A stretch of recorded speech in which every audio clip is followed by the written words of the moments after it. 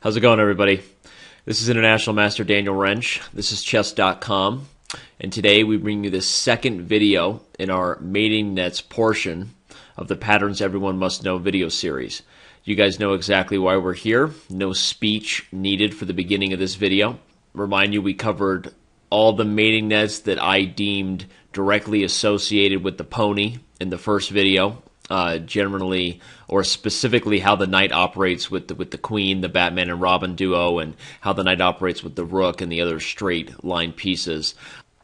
And one person, or let's say one piece, they're not real people, Danny. Let's say one person, just one piece that was also involved in a lot of those mating nets, and the piece that somebody guessed would be next because we covered the knight. Here we're going to start with mating nets that specifically have to deal with the bishop, the diagonal operator. I would say that the bishop is best used in many ways for the destruction of your opponent's castle position, and so you're going to notice that a lot of these patterns, the double bishop sacrifice, the missing F and H pawn ones we're going to look at, the Greek gift, and some of the others, Bowden's mate, the crisscross mate. A lot of these bishop mates have to do with the destruction of someone's castle position. You'll notice that the bishops tend to do well being the first, let's say the leader of the attack, the first piece to crash through the door when it comes to a mating net against a king's castle position. Of course, there are mating nets that have nothing to do with the bishop sacrificing itself and all that stuff, but without further ado, let's jump right in and see all the mating nets that I classified directly associated with the bishop, just like we did the pony in the first video, and let's move on to position number one. Okay, our first little mini-series involving the bishop is something that I classified as the missing F pawn. You can also classify it as the missing H pawn. Tend to be a lot of mating nets around a castle position for the king when one of these pawns, whether it's the F pawn or the H pawn, has been extended or goes missing. And we saw that also with the knight. So in this case, the bishop on c4 is already opened up along this diagonal, creating tactical and mating net tension. And remind you, I'm not going to remind you that you need to pause the video every time we set up a new position and try to solve it yourself. If you want the best application of these concepts that you're learning, apply yourself, right? Deliberate practice. And otherwise, don't complain when you see a bunch of positions and it doesn't really improve your thought process. So apply yourself, and then if you get it right or wrong, then see the answer. So the winning move here for white is, of course, knight takes h7, immediately applying a fork to the queen and rook. And of course, if the king moved or the queen moved, I guess specifically to h4 would stop the mating threat that's coming. But obviously, black would be losing a very large amount of material, and the game would quickly follow. So for our purposes today, we're going to look at king takes h7 and queen h5 mate. Very common checkmate pattern when the F pawn has gone missing. Let's look at the second position. In our second position here, you see we've already flipped the board one time. We're now looking at it from black's perspective. Assuming you paused the clock and attempted to solve it yourself, black's idea is pretty obvious, especially when we consider that we just saw this pattern a move previous. Here, rather than a sacrifice for a mate in 2, I guess technically this position is a mate in 3 if he wants to sack there, or king to g3 is met by queen h4 checkmate. So we see again the missing F pawn and the bishop guarding that diagonal opens up the possibility for mating nets. In this case, it's not a pawn that goes missing on the H file, but rather a bishop, or even any piece would be fine. But the point is, again, the first few positions, we're seeing different patterns that occur with the missing F or H pawn, and I directly associate these with diagonal control, which is why we're classifying this as the bishop mates, the beginning of the bishop mates video. Let's look at the next position. Okay, and back to white's perspective. If you haven't paused your videos, you know what that is, right? We've said it before. That's a you problem, not a me problem. I'm moving ahead. Queen takes h7, exclamaviach. Obviously, black's choices are pretty limited at this point. And after king takes h7, rook to h5 check. The king must enter to g6, as we see the bishop has already been controlling this critical diagonal, and the winning move is, ding, ding, ding, bishop f7 checkmate. So we see a mating pattern with a forced mate in 3. Again, this particular one I like showing because it's really not a very common position. I can't even tell you if I've ever checkmated an opponent of mine in this fashion, with a rook guarding the bishop and the bishop guarding the rook and everybody kind of coming together to join in this party to checkmate the black king. But the theme, of course, of the missing f-pawn and recognizing that when you see patterns in chess, that's the whole point of this, you guys, is that not all of these positions will occur in your games. You may never get any of these exact positions, but patterns repeat, right? So the missing f-pawn, we see the climax there, that there were all kinds of ways we saw for the person developing a mating attack to try to blow open the king. And it's like, remember I told you the whole point of getting all these patterns really familiar in your head is so that you can't allow yourself in every position to consider crazy sacrifices in chess. Chess is much more of a science than it is an art. I hate to bust your bubble. You're not going to be sacrificing for checkmate all the time.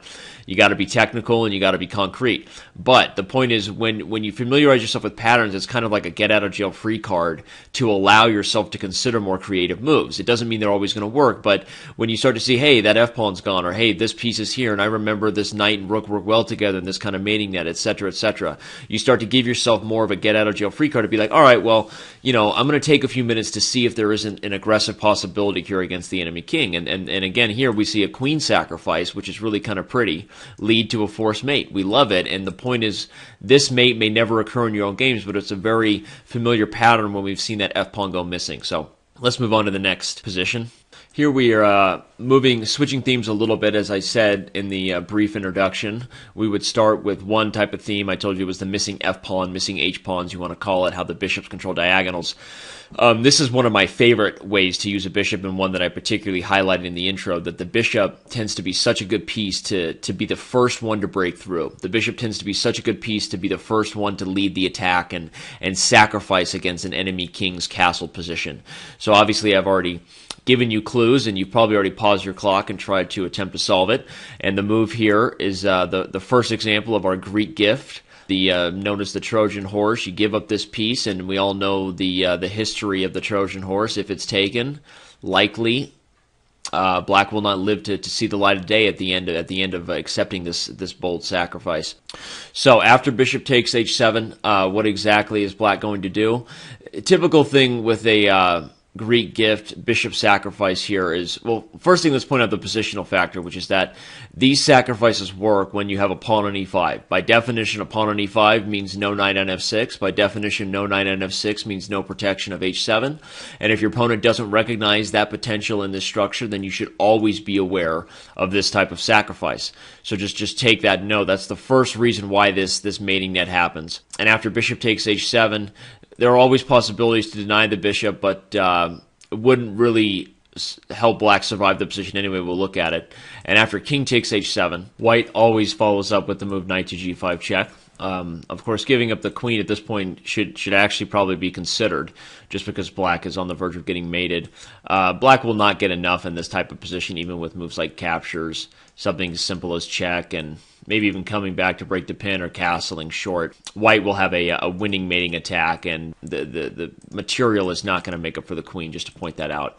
Not really the point of our video here, but I always like to cover all the bases in every position we do so no one feels like the position was flawed, just to get a point across. But the mating net here, the most common way the pieces develop the mating attack needs to be seen real quick after king g8, because it's one of the things that really highlights why the Greek gift is so dangerous. Again, we've already highlighted the positional principles. So it's so dangerous because pretty much after you take the piece, it is never an option to return home when this is coming.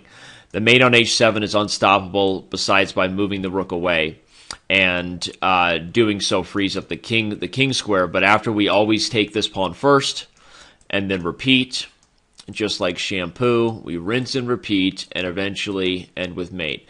See that again, just so you really get the whole power of the Greek gift mating net in your head. This position is just about always a forced win. Again, sacking the queen for the knight here, may actually be the only recourse left, but the mating net that everyone needs to know is that you always capture f7 first, which clears the 7th rank and allows white to go to work and take care of business there.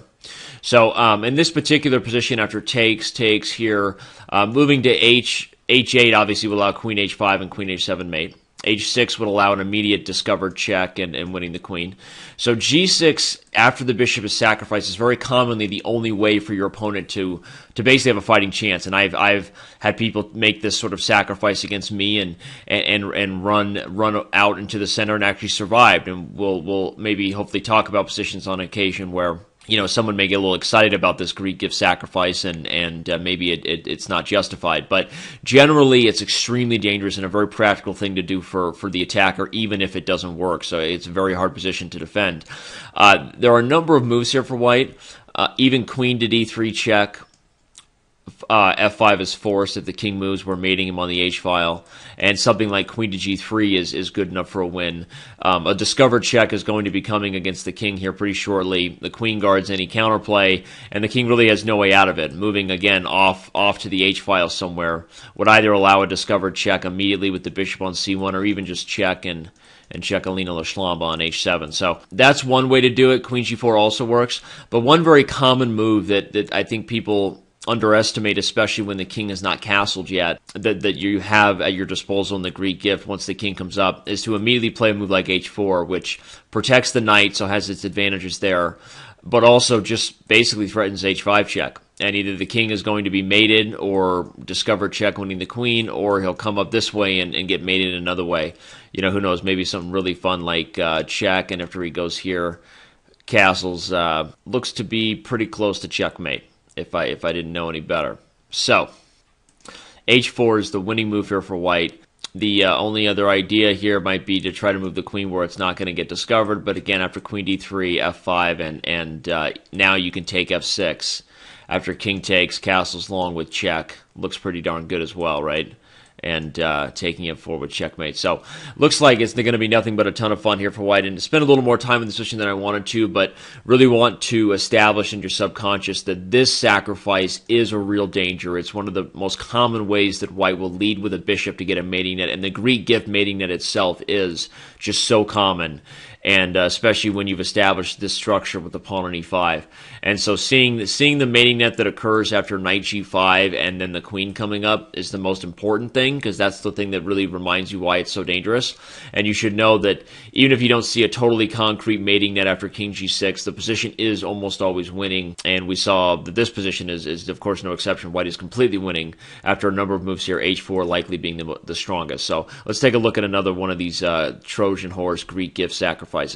This one here I really want to show, mainly because there's another little maneuver, little net idea that you should be aware of when you're the attacker, the one making the Greek gift sacrifice. Bishop takes h7. One that I think is a really subtle and an awesome maneuver. I love every time I have the opportunity to play it.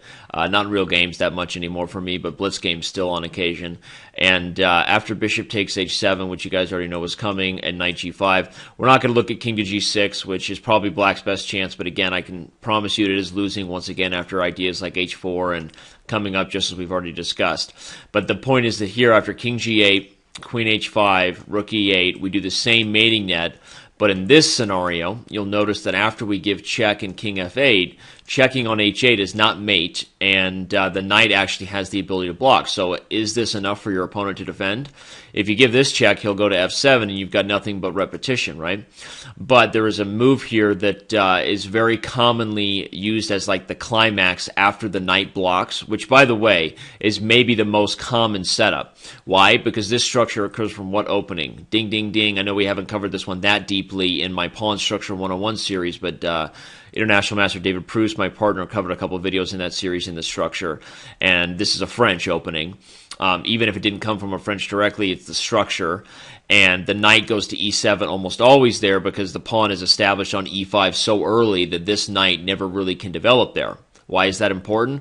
Because this knight on e7 always has the ability to block on g8. So knowing that this type of maneuver, this climax I'm about to show you is so important, it just is really good to just take note of that. So again, we're not going to look at king g6, but as I said, there is an ending sequence, an ending maneuver to this little Greek gift mating net, and it goes a little something like this. Right at the end, you play queen to h5, which threatens queen f7 mate.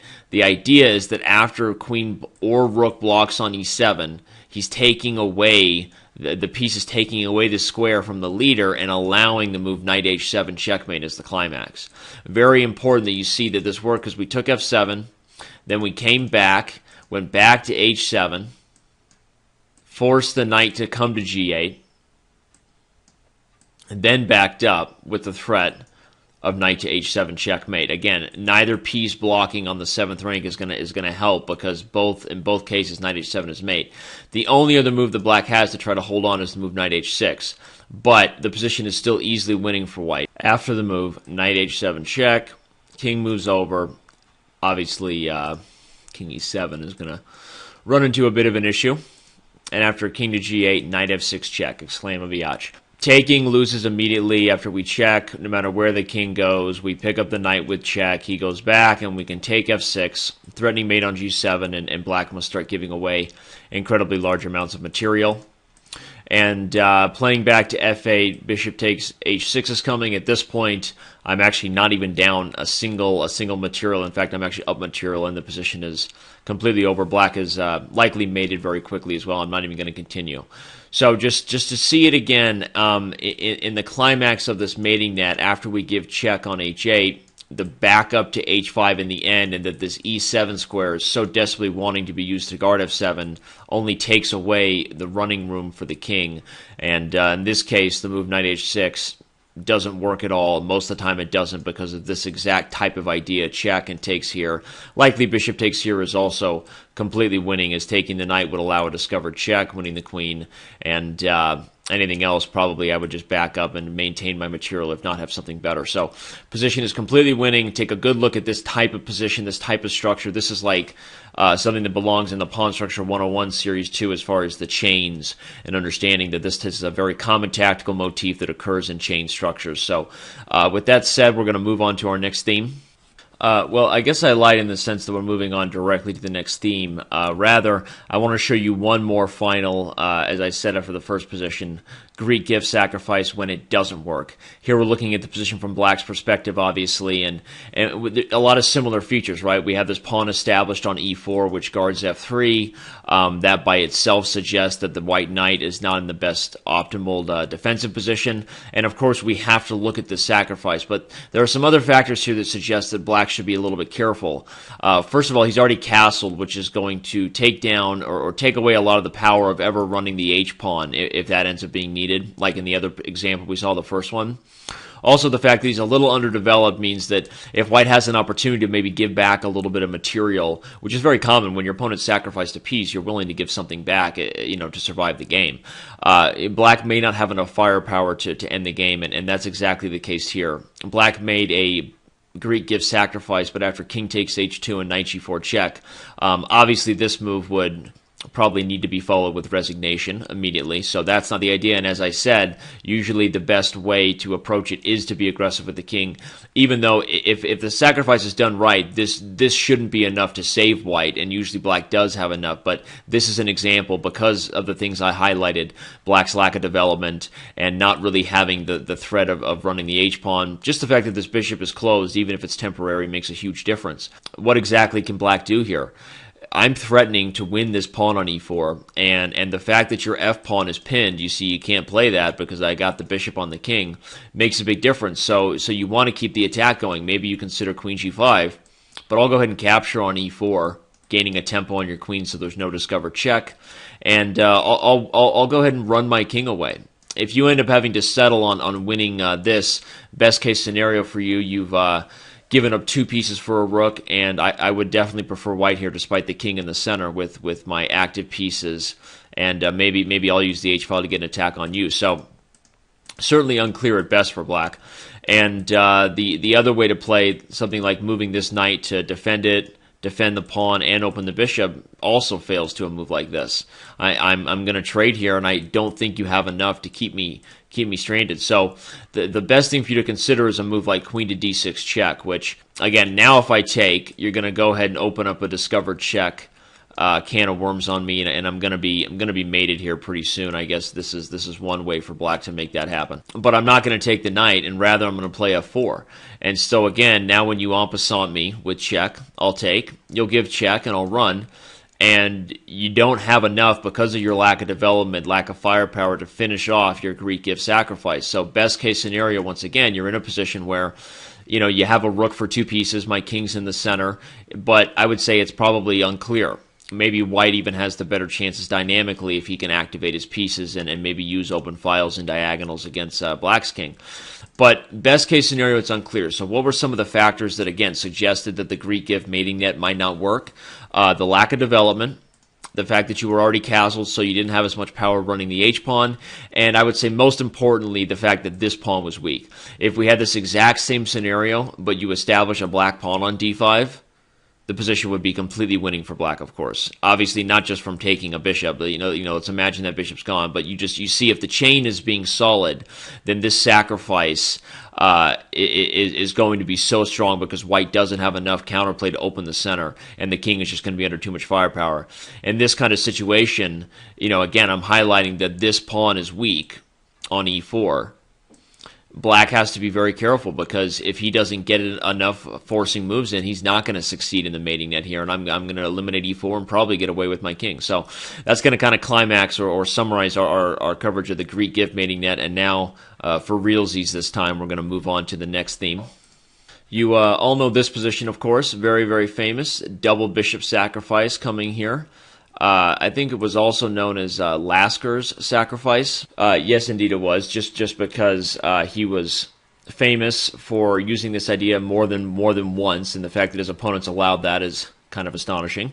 But, you don't always have a choice. Against a good positional player, they develop their pieces in such a way that create these opportunities. Here, of course, white starts with the sacrifice on h7, and the rest of this theme is pretty much history. A little Chekharuski. We take here.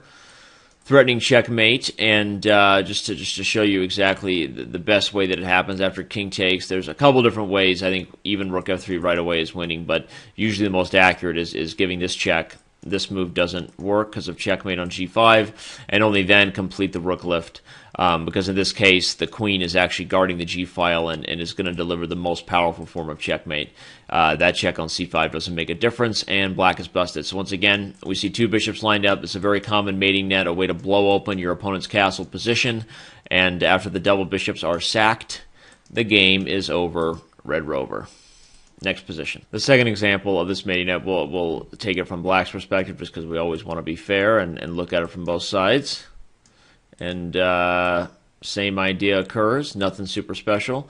If king takes, again, both rook lift right away as well as check and rook over, I believe, is sufficient. Here we're going to see white's, the other attempt that someone might try to escape this is recognize that the only other move here to stop the h1 mate other than taking the bishop is to try to free an escape line. But doing so, pushing the pawn either 1 or 2 squares, allows the move queen to g3. We're threatening a very common mating net where we discover the bishop and unleash the queen. So after a move like rook f2, we give this check. The king has to give up the rook. When we consider rook f6 is coming, as well as just the immediate threat of queen to g2 mate, the game is completely lost for white.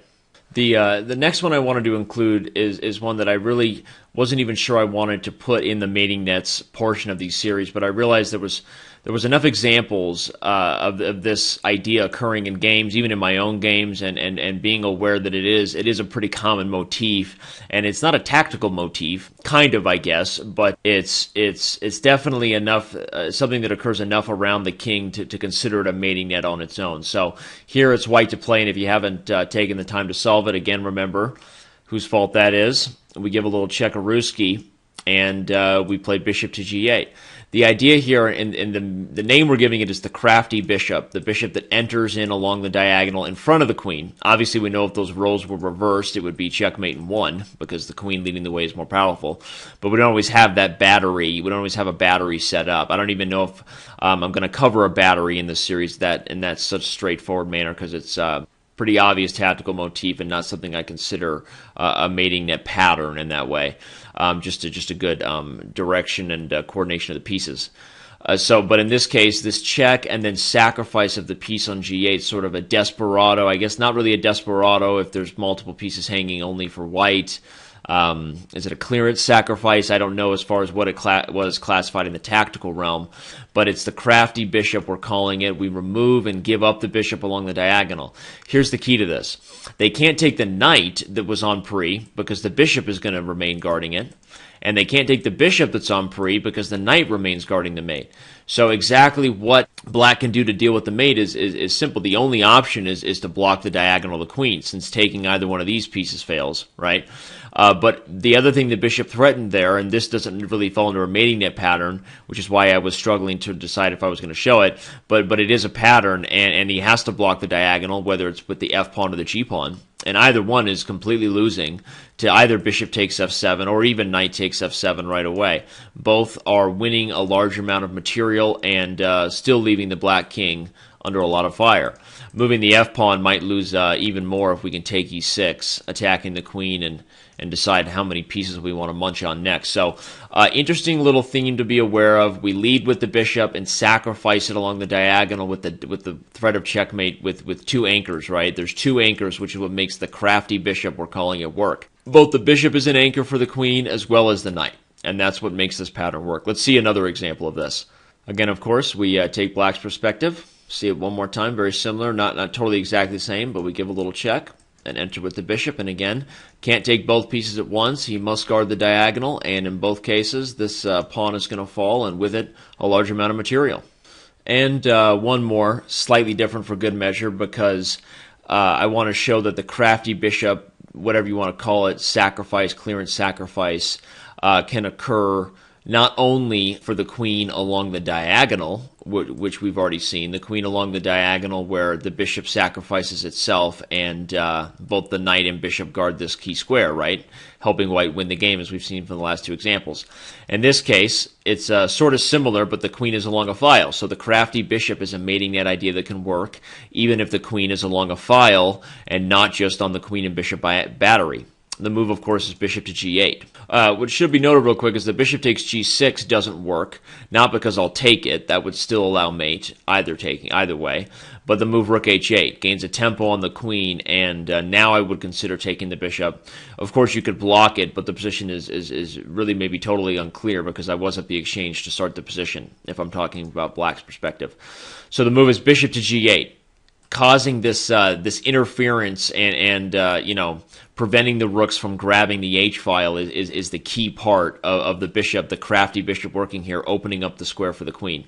Of course, if king takes, we have Chekaruski, and if rook takes, we have Chekaruski followed by Chekalina Lishlamba. So pretty good stuff, and hopefully you're seeing that this crafty bishop idea is a pattern that works. Let's move on to our final theme for this video here. And that is, of course, the one mating net that could never be go uncovered if you're talking about bishop ideas, right? Bowden's mate, the crisscross bishop mate. Maybe a lot of you didn't even know it was called Bowden's mate, but white to play and win if you haven't paused your clocks. In fact, if you haven't even solved this problem, you really need to take a good long look in the mirror. Just kidding. It's okay if you don't get the right answer to some questions. Anyway, that's checkmate. Take a good look at that. This is a mating net that everybody should be aware of this, right? Everybody and their cousin that doesn't play chess should be aware of this mating idea. Bishop a6 checkmate, the crisscross mate. Let's see another example. Here we go with one that's the same pattern but more advanced, and one of my favorite because I've used this idea in a position before. Not as forcing as the first one where we were just basically sacrificing for mate and two, but the world is not always that easy and laid out for us. Here the move is queen to a6, I would say double exclam. And the reason it's a double exclam is because here I'm sort of sacrificing the queen straight up for a pawn without even a check, without any of the forcing moves. But it's pretty simple. I'm threatening to play queen takes a7. And that's a pretty darn good threat, because if I do so, I'm going to be checkmating you on the dark squares and developing an awesome attack against your king. And the point again, if you take it, here we see Bowden's mate once again, the crisscross mate. So notice the first one we saw this forcing sacrifice to the queen that was check and an obvious mate in two. Here the position is not mate in two, and black has a number of moves that he could technically play here to try to prolong the game. But white is totally winning because of the threat of queen takes a7. Noted should be that the only really aggressive idea that black might try here, let's say a passive move like this to guard the threat, like I was pointing out, just allows queen takes a7. But the only other aggressive thing black could do would be to try to attack this bishop. with a move like knight h5 or g5. In both cases, if I took a7, you would take my lonely bishop, and that wouldn't be so bueno for me. But the thing is that moving the queen here also threatens something else. The original bad boy, the forcing way to deliver this mate. So notice how awesome this tactical pattern is, the Bowden's mate, crisscross mate. We're threatening queen takes c6 and queen takes a7, and this is not fun for black. Finally, the more advanced version of the same idea, once again, is a small little tactic showing you, as I said, not all the examples we'll give throughout this series will be exactly forced mates. The idea is to show the mating net patterns so you can be familiar with them, and also show you real-life situations where, okay, maybe you don't get the mating net pattern, but you recognize the idea, and so it led to something else, the win of material or something like that. So in this position, black plays the move, d5, brilliant move, exclam. If either piece takes on d5, you should know what's coming next. The business, right? And if the bishop moves anywhere, we also know what's coming next. I guess the only place it could go to that doesn't allow that would be a move like this, but that's the loss of a whole piece. And otherwise, he could also move the knight or something to avoid the immediate sacrifice of mate. But again, we're losing the piece. So we see that the idea of the Bowden's mate led black to the win of a piece with this brilliant move, d5, threatening the crisscross sacrifice as well as a piece, and the game was over. Okay, and that's going to pretty much wrap it up here for the second video in the mating nets pattern theme part of this entire video series. Hope you guys are having tons of fun, and hope that you guys enjoyed this awesome example of really about 20 positions. And I hope you did. Hope you scored well. Hope you really applied yourself and actually try to get this stuff a part of your thought process. Please do it, and let's make the world a better place with better chess players. I don't know if that's really anything but an oxymoron, but hey, who knows? Let's really do what we're trying to do here and apply ourselves so that these ideas can become a part of our thought process ASAP. So, all right, guys, and hope you have a good day on Chess.com, and we'll see you around.